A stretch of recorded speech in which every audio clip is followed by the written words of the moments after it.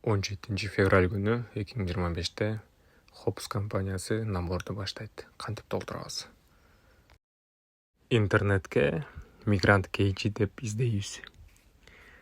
Мигрант кейжи деп издейбиз. Орусча, кыргызча, англисче жаза берсеңер чыгат. Биринчи сайтка киребиз. Бул жактан трудоустройство за рубежом деген бөлүкчөнү табабыз. Трудоустройство за рубежом деген могу главный экранда, главный страницада чыгып турат. Подробнее басасыңар, кирет. Бул жерде көп өлкөлөргө жумушка орношууга мүмкүн, бирок бизге Великобритания керек. Ушуну басабыз. Бул жакта Англия жөнүндө толук маалымат берилген. Правиласы жөнүндө кайсы майрамдар бар, налогду кантип кайтарыш керек жана башка маалыматтар бар. Ушул страницанын самый конецинде, эң аягында подача заявления деген ссылка чыгат. Ушул жерди карап турасыздар. Бул жакта окуса болот. Оплата труда канча сом, азыр канча сом болуп атат, кандай условияда жашайсыңар, иштейсиңер, ошонун баары көрсөтүлгөн да. Именно кайсы документтер керек? Бул загранпаспорттун сүрөтү, рабочий телефонный номер обычный, Gmail почта барго. Анан самый главный это интернети бар, интернетке жакшы иштеген телефон керек. Ошондой. Баса айта кетчү нерсе, бул орус тилин жакшылап билиш керек, себеп собеседование орус тилинде болот. Ошо көбүнчөсү орус тилди билбей өтпөй калган учурлар бар да, бирок удачаны байкап көрүш керек. Сүрөттөгү эмне керек болсо, ошону токтотуп алып, видеону токтотуп көрсөңөр болот. Мигрант кейжиге жана Hops компаниясына ссылканы мен азыр таштап коемун.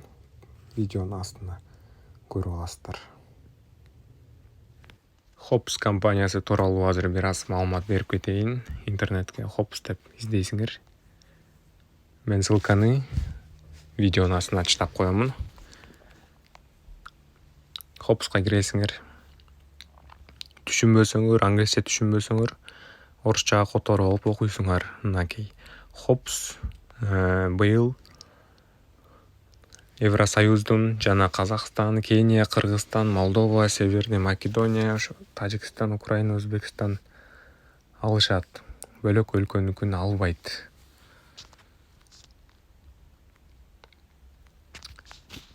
Булар айтып атат, биз эч качан акча сурабайбыз дейт. Биз жана биздин атыбыздан айткан адамдар акча сурабайбыз дейт. Жумушка орноштуруу үчүн бүт баары бесплатный. Ушул компаниянын ичи ушундай, көрүнүшү ушундай да. Ичинен бүт баарын окусаңар болот. Анан кантип тапшырабыз? Задача кантип тапшырабыз?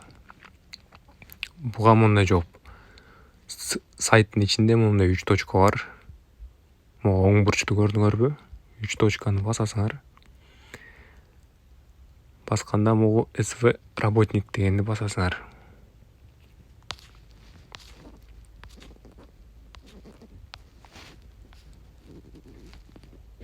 Мынакей СВ для рабочих деп турат.